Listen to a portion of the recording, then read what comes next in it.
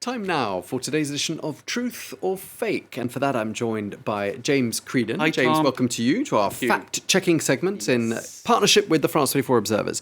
Let's begin, James, with a video of some rather elegant Alitalia flight attendants. And the claim is that they're protesting because they've been fired because they're not vaccinated. I'm smelling a rat. That's right. Things aren't always what they seem in this segment. And The Observers has been looking at this video, which has been doing the rounds. Well, there's been several tweets sharing this video in French, in English, other languages too. Let's take a look. So it's saying former air stewards for Alitalia getting undressed. This is in French, of course, and protesting in the middle of Rome, etc. And why? Because they were fired, licenciement. Anyway, we'll show you the actual video if we can get out of this segment here. There we go. That's the video. And so, as you can see, it's a scene where they're getting undressed. This is on Capitoline Hill in Rome, a square up at the top of that particular landmark. And so it's a protest. You can see they're getting undressed in the style, apparently, of the German neo-expressionist dancer Pina Bausch. So that was the inspiration for that. In any case, it had various different Italian air stewardesses refuse the vaccine. You can see here as well that same video being shared, and it was shared multiple times around the web. Now, in fact, the truth of the situation is something quite different. And Euronews in French here explain the actual truth of it. This is because, as anyone who's been watching our network, you were saying it just a moment ago, Tom, this has been widely reported.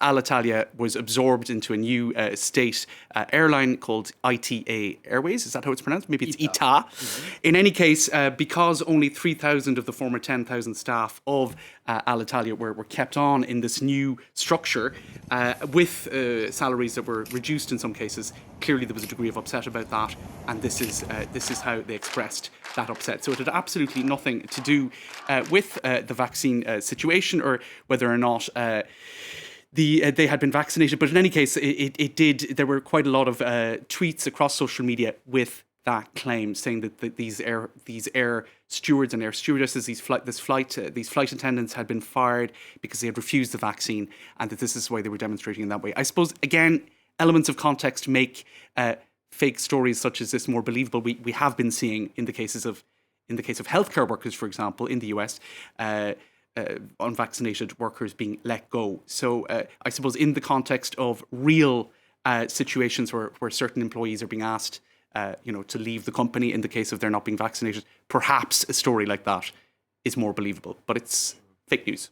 Absolutely. Yeah, well, here in France as well, there have been healthcare workers who had their pay frozen for not being vaccinated as well. So it's been kind of some parallels in some ways. Some parallels. Let's move on, because there's a video you've got for us about the vaccine itself, well, or not, as the case may be, because it shows living microorganisms in the vaccine. I mean, is any of this true? Now, this is an interview that was given to the Stu Peters show. Interestingly, content like this, you won't find it on YouTube anymore or elsewhere. It is taken down because of YouTube, Twitter, and others vetting information and making sure it's in line with the facts, I suppose you could say. The Stu Peters show. In any case, Dr. Carrie Madej. Let's just take a listen to her and what she says.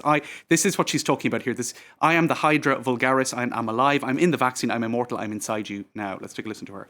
And then there was one particular, I'd say, object or organism, I'm not sure what to call it, that had tentacles coming from it. And it was able to lift itself up off of the glass slide. It was alive? Like the thing was alive? It appeared to be self-aware. No, so this is pretty alarming. Content. You won't find it elsewhere because indeed Reuters and others who questioned Pfizer, who questioned Johnson & Johnson, said rubbish. There's no such living microorganisms in our vaccines. But the story, if you like, grew legs, and what we then began to see across social media were images such as this. Right now, again, if what you're seeing a lot of people protesting about vaccines, or the anti-vax brigade, as they're being called, if they're putting up content that is questionable on Twitter, it's often now taken down. So they're using code language in many cases for content to be kept online. V, that's basically code for vaccine, right? So that it would escape, I suppose, the vetting of people, checking whether content can stay on the platform or not. In any case, that particular image there, it actually is from the deep sea. It's a little feather starfish floating in the ocean, and it has nothing at all to do with microorganisms, real or imagined, fictitious or otherwise, in vaccine.